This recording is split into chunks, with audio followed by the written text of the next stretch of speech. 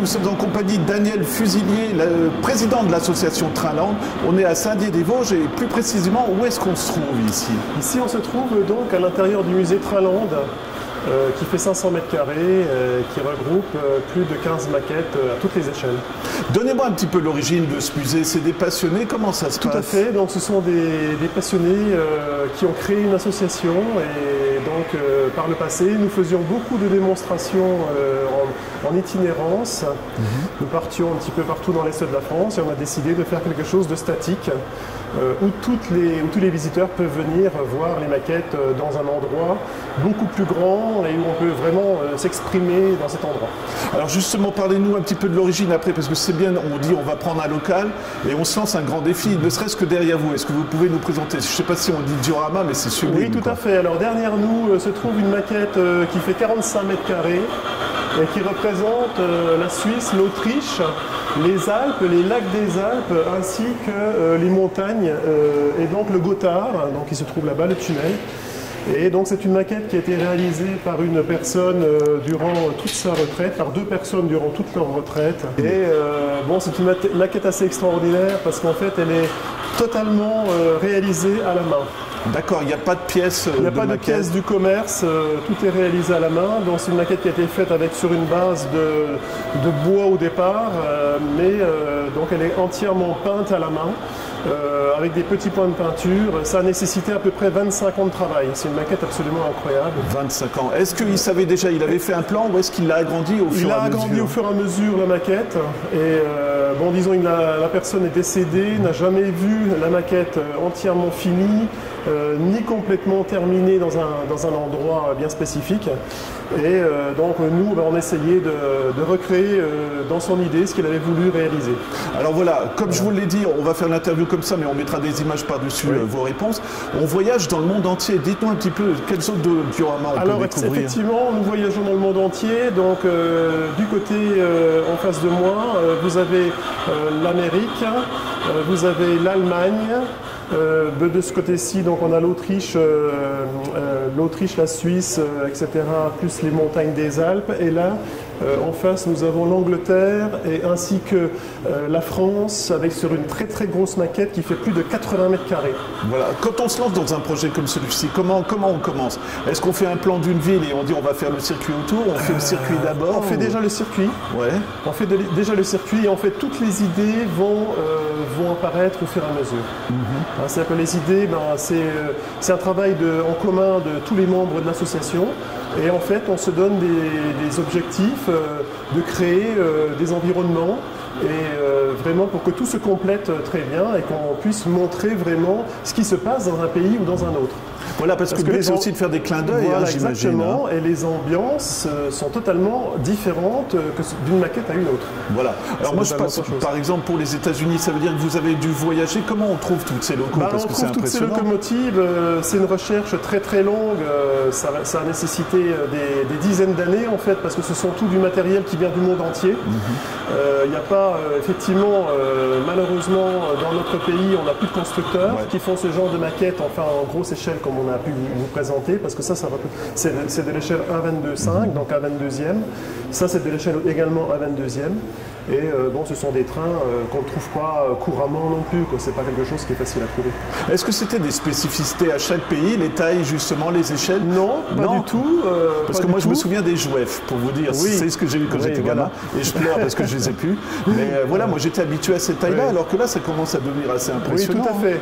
Alors les tailles, dans le musée on a répertorié toutes les tailles qui peuvent exister dans le modélisme. Donc ça démarre à l'échelle Z et ça termine à l'échelle 7 pouces. Donc des très grosses locomotives sur lesquelles on peut se mettre assis, par exemple pour aller dans un jardin. Ah d'accord.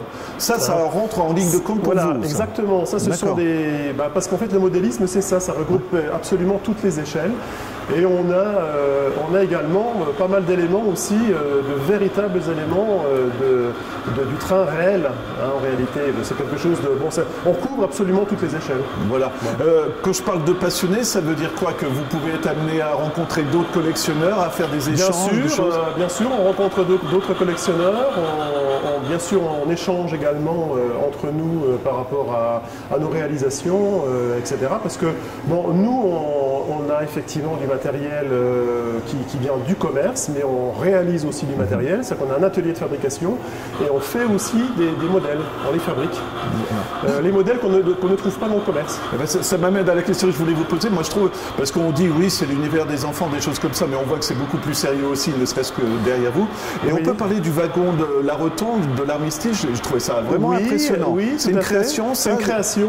Donc c'est un wagon en fait qui a été fabriqué également, qui représente l'armistice, le wagon de l'armistice de la Clairière de Rotonde, dans lequel a été signé l'armistice en 18 et en 40, puisque Hitler a voulu reprendre le même wagon lorsqu'il a vaincu la France. Parce qu'il avait été humilié quelque part, l'Allemagne avait été humiliée en 1918, je dirais, l'Allemagne avait été humiliée de le signer, cet armistice dans ce wagon, et Hitler a absolument voulu reprendre le même wagon. Alors quand on fait des pièces comme ça, on s'adresse à quel public?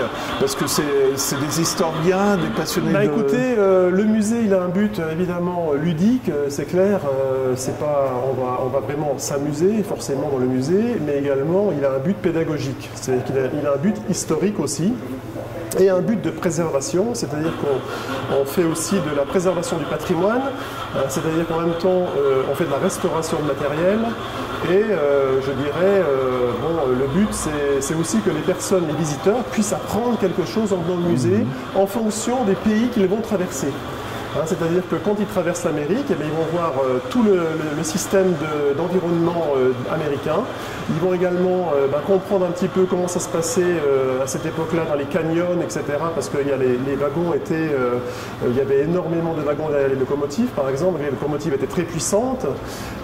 Quand ils traversent l'Allemagne, ils vont traverser... ils vont voir les puits de charbon qui existent toujours à l'heure actuelle. Donc là, on a une très très grosse raffinerie également qu'on montre et qui représente une vraie raffinerie à modèle réduit, par exemple.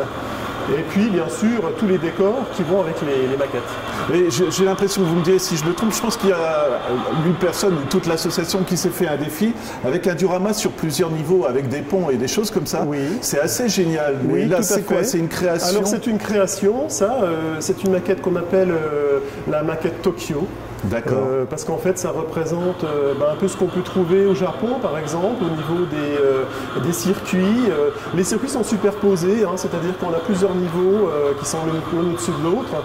Parce que dans ce pays, on n'a pas beaucoup de place entre la montagne et la mer. Et donc, on a voulu recréer ce genre de circuit qui est assez compliqué. C'est un circuit, d'ailleurs, où on peut mettre 11 locomotives simultanément et où on a 8 circuits différents, mais qui s'enchevêtrent les uns dans les autres. Voilà. Mais c'est extraordinaire parce que ça a nécessité plusieurs années de mise au point. J'imagine. Pour qu'on n'ait aucun problème entre tous les circuits, etc.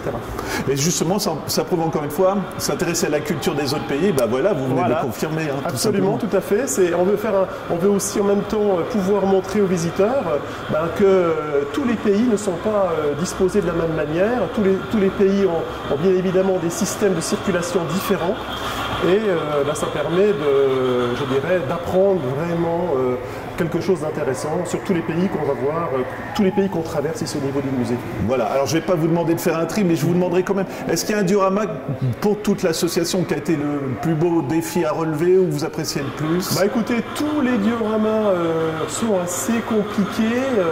Ils ont tous nécessité des années de travail, ça c'est sûr. Maintenant, celui qu'on vient de terminer, qui est le diorama de l'Angleterre et de la France, qui fait plus de 80 mètres carrés, donc avec une plateforme en verre sur laquelle on peut marcher pour voir le réseau fonctionner en dessous de la plateforme, parce que vu la dimension, on ne peut pas tout voir et on est obligé de monter sur la plateforme pour voir le fond de la maquette. C'est une maquette qui a vraiment été notre petit chouchou dans le musée, mais bien sûr celle-ci est aussi extraordinaire. Est-ce qu'il y a une pièce rare que vous recherchez, que vous voudriez avoir dans le musée ou pas? Non, parce que je dirais, on a déjà, on fait beaucoup de recherches pour les pièces de collection, etc. Et puis ce qu'on a, c'est qu'avec notre atelier, c'est-à-dire qu'on va fabriquer la pièce qui nous manque. Et là, on est en train de faire, par exemple, sur la maquette France-Angleterre, une grosse vitrine qui fera 8 mètres de long, sur laquelle va se présenter tout le matériel, donc anglais et français, à l'échelle en 32e, donc avec des machines qui vont vraiment, ça va être l'histoire du train, que ce soit en Angleterre ou que ce soit en France. C'est ce qui est important aussi de faire vivre un musée en présentant à chaque fois des nouvelles choses. Voilà, exactement. Et on fait des rotations de matériel également, c'est-à-dire qu'on change les vitrines et on fait des thèmes. C'est-à-dire il y a des thèmes qui sont représentés. Par exemple, là vous avez le thème du tramway. Après, vous avez le thème de la petite machine à vapeur, vous avez le thème de... Il y a beaucoup le thème américain également en petite échelle. Vous avez le thème du train jouet, parce que le train jouet, c'est quand même l'histoire du train depuis le début du train dans les années 1860, le train jouet. Et là, vous avez des exemplaires de trains qu'on appelait le train de parquet, c'est-à-dire les trains que l'on poussait sur le sol et qui étaient sans rail. Par le fait, on le poussait sur le sol et après, on a le train à ressort que l'on remontait. Et après, on a le premier train électrique qui est un train qui date de 1915, donc le train Marklin en 3 rails. Magnifique, il est. Et dont tous les éléments sont des éléments totalement d'origine, c'est des éléments d'époque. Donc ces décors-là, c'était de la tôle, donc on appelait ça le train tin plate également. C'était de la tôle blanche qui était soudée et tous les décors étaient peints à la main. C'était vraiment de l'artisanat à l'époque. Voilà. Presque des pièces d'art, non? C'est des pièces d'art. C'est vrai qu'il n'y a pas deux décors qui ont la même peinture. Donc en fait, les décors étaient faits à la main, totalement à la main. C'était fait dans des petits ateliers. Et donc voilà, c'est un certain charme. Donc effectivement, le train jouet ne représente pas la réalité. C'est-à-dire que le train jouet, c'est une globalité, ça représente une idée du train au niveau de la forme. C'est pas ce qu'on appelle le fine scale ou quelque chose de très précis. Mais ça a véritablement un charme incroyable. Voilà. Ça sera une de mes dernières questions, Daniel. Quand on vient ici et qu'on a des enfants, c'est bien vu aussi, il y a eu un coin pour enfants. Absolument. Dans le musée, donc, nous avons un coin pour les enfants où ils peuvent manipuler dans des trains. Faire un petit peu ce qu'ils veulent parce qu'il y a des cubes, il y a du chargement, du déchargement, etc. Et puis vous avez le coin enfant pour les trains en bois. Voilà. Je vais vous demander les horaires et où ça se trouve. Voilà. Donc, alors le musée se trouve au 7 et 9 rue du 12e Régiment d'artillerie, donc à Saint-Dié. Et les horaires, donc le musée est ouvert du mercredi au dimanche de 14h à 18h tous les jours du mercredi au dimanche. Toute l'année? Toute l'année. D'accord. Et vraiment une toute dernière question. Quand on vient ici, qu'on pleure parce qu'on a perdu son train électrique, ça se retrouve des trains électriques ou pas? Oui, bien sûr, les trains électriques se retrouvent. Et puis on peut aider aussi les personnes à retrouver la pièce qui manque et surtout à donner des conseils, c'est-à-dire aux personnes qui sont en train de monter un réseau ou alors une personne qui lui manquerait un élément dans son réseau ou une pièce dans son réseau. On peut réparer aussi les pièces qui sont défectueuses, par exemple. Voilà, merci beaucoup, Daniel. Vraiment, faut venir faire un tour dans ce musée parce qu'à la fois on est enfant, on est historien, je dirais, collectionneur. Voilà, ici. Tout à fait. C'est un musée qui est prévu pour, disons, la famille entière, je dirais depuis l'âge de 2 ans jusqu'à après 100 ans. Il n'y a aucun problème. Merci beaucoup, Daniel. Merci.